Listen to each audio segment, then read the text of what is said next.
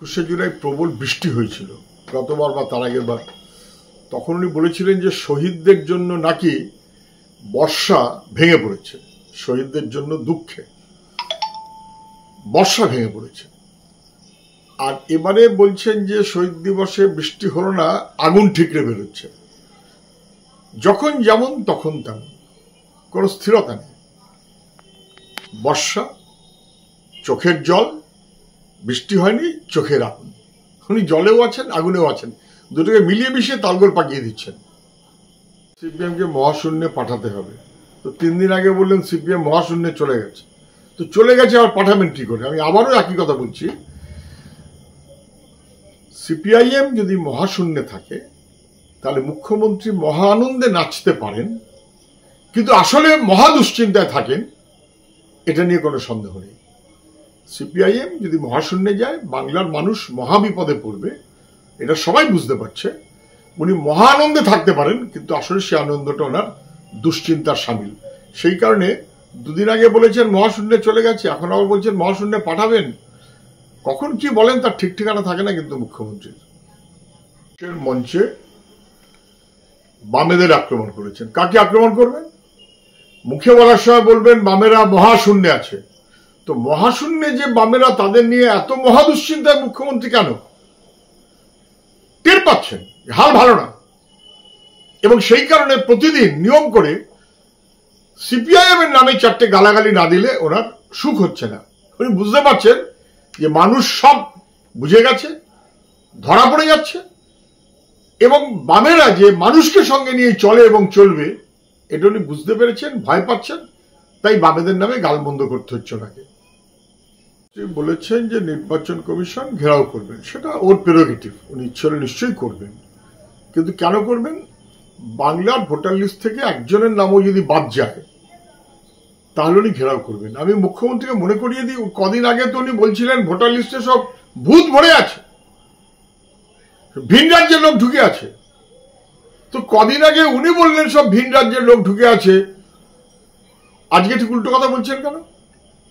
বলা উচিত ছিল যে অন্যায়ভাবে বাংলাভাষী মানুষকে বাংলাদেশি দাগিয়ে বাতিল করলে আমি প্রতিবাদ করব, সেটা উনি বলবেন না, সেটা উনি বলবেন না। এতদিন ভাবছিলেন যে ভূত হিসেবে যাদের ঢোকানো আছে তারা ওর পক্ষে থাকবে না, অন্য কোনো পক্ষে থাকবে। এখন বোধহয় ভূতদের ম্যানেজ করার কোনো চেষ্টা করছেন, অতএব আমার কথা ওনার বদলে গেছে। বললেন আমি ঠিক মাথা মুন্ডু বুঝলাম না। 27শে জুলাই থেকে ব্লকে ব্লকে ভাষা আন্দোলন। ভাষা আন্দোলন মানে কি? ভাষা আন্দোলন একটা গরিমা, একটা মর্যাদা, একটা গর্ব, এবং সেই লড়াইয়ের মধ্য দিয়ে একটা দেশ জন্ম নিয়েছে।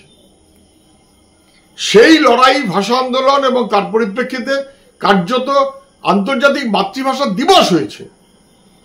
তো উনি কি একটা 27শে জুলাই কি করবেন সেটা যদি ভাষা আন্দোলন বলে নাম দেন, তাহলে আসলে কিন্তু ভাষা আন্দোলনের গরিমাকেই উনি নষ্ট করছেন। উনি ভাষা আন্দোলন করবেন বাংলা ভাষার পক্ষে বলে হিন্দিতে বক্তৃতা দিচ্ছেন।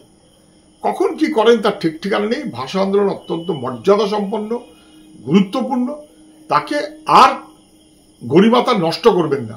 যেমন তেমন খুশি যে কোনো সময় যে কোনো শব্দ বলাটা মুখ্যমন্ত্রীর বন্ধ করা উচিত। একে ভাষা আন্দোলন বলে না। বাংলা ভাষী মানুষকে বাংলাদেশি বলে যদি কেউ চিহ্নিত করতে চায়, যারা করতে চায় উনি তাদের পাশে ছিলেন, কিন্তু তার বিরুদ্ধে রুখতে হবে। মুখ্যমন্ত্রীর 21শে জুলাইয়ের প্রোগ্রামে তার হাত ধরে মঞ্চে কাকে নিয়ে আসবেন, কাকে এনে বসাবেন, এটা মুখ্যমন্ত্রীর প্রেরোগেটিভ, সেটা নিয়ে আমি কিছু বলছি না।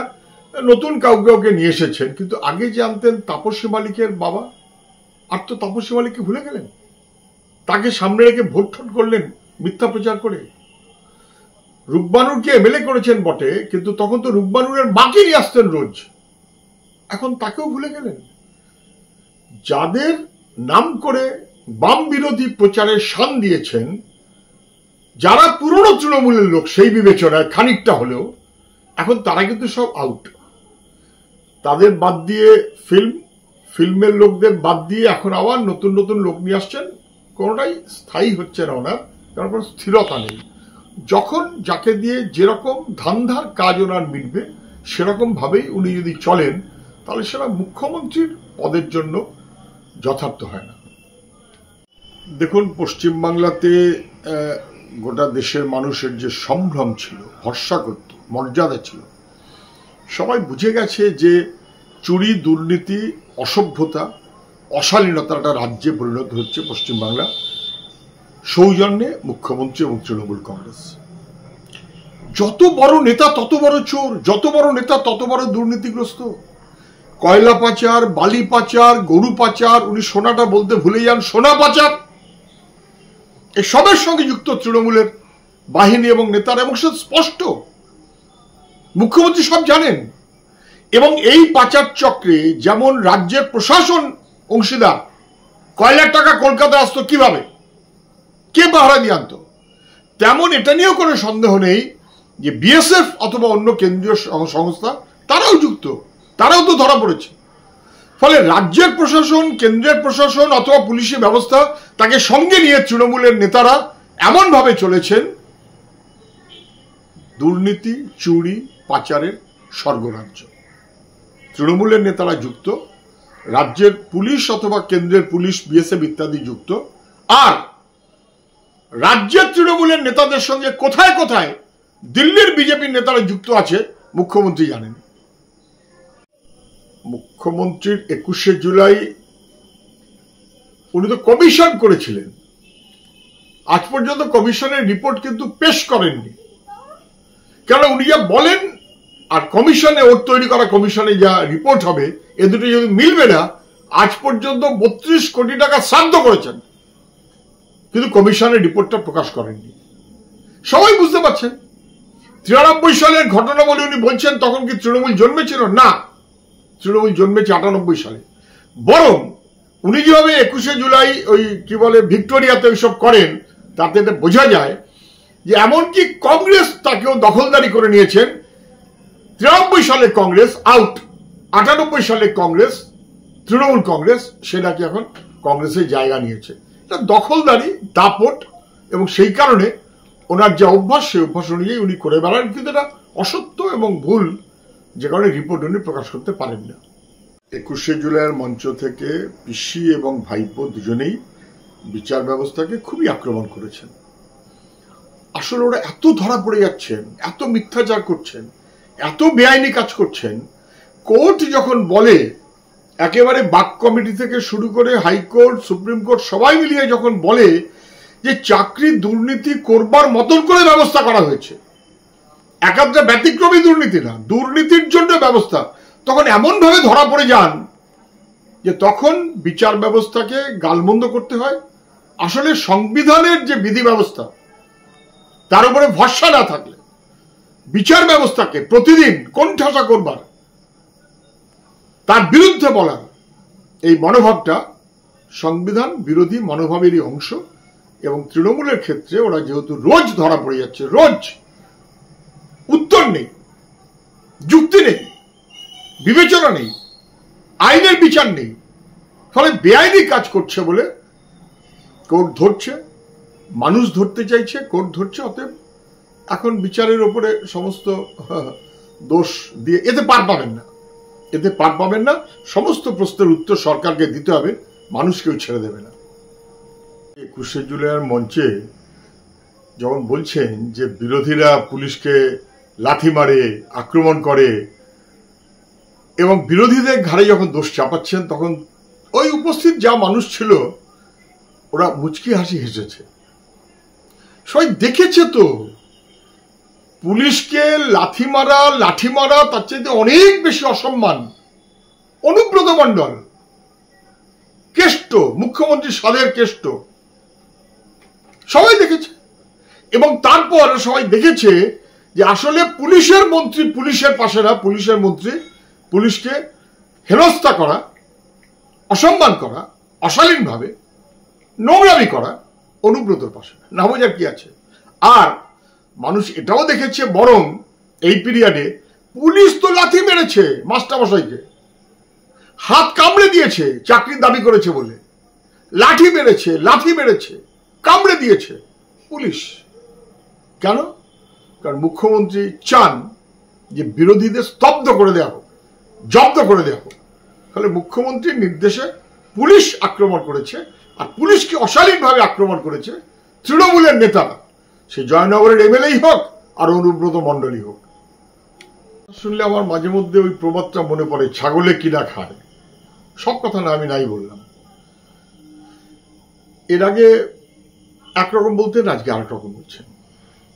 ওনার কাছে সিপিএম এর দুর্নীতির সব ফাইল রয়েছে, উনি খুলছেন না, উনি দয়া পরবশ। এই তো গতবার বলেছেন, তার আগের বলেছেন ইত্যাদি। যখন বামফ্রন্ট সরকার ছিল, উনি যখন সরকারে আসবো ভাব করছেন, তখন বলেছিলেন সব ফাইল ওনার কাছে, এবং উনি একেবারে কাঁদিয়ে ছাড়বেন, জেলে পচিয়ে ছাড়বেন।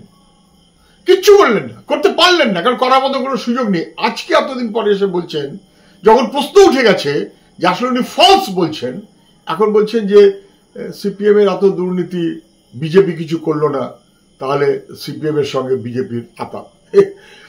তৃণমূলের যে নেতারা হাতে হাতে টাকা নিয়েছে, সিবিআই তদন্ত করে তাদের রেহাই দিয়েছে, এখনো পর্যন্ত কিছু করেনি। চিটফান্ড এখনো পর্যন্ত কিছু করেনি, রেহাই দিয়েছে। বিজেপির দয়ায় তৃণমূলের নেতারা টিকে আছে, আর সিপিএম তো পশ্চিমবাংলায়, দায়িত্ব তো ছিল ওনার। উনি কিছু করেননি কেন? কারণ উনি মিথ্যে বলেছেন। আমি আবার চ্যালেঞ্জ করছি, উনি গত 2 বছর আগে নির্দেশ দিয়েছিলেন শিক্ষামন্ত্রীকে প্রকাশ্যে, যে আমি নির্দেশ দিচ্ছি সমস্ত ফাইল খুলে একেবারে চুরি দুর্নীতির সমস্ত লিস্ট বার করুক।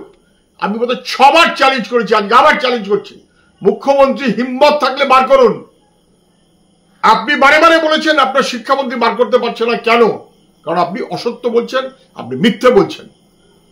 মুখ্যমন্ত্রীর কথার উত্তর দেওয়ার কোনো মানে হয় না। এই যে 21শে জুলাই মুখ্যমন্ত্রী, তার যে মিথ্যাচার এবং ছক, এটা কিন্তু ধরা পড়ে গেছে, পদে পদে ধরা পড়ে যাচ্ছে। উনি ক্ষমতায় এসেই বললেন যে আচ্ছা একটা কমিশন করবেন। কমিশন তো করলেন, কমিশনের রিপোর্ট কোথায়?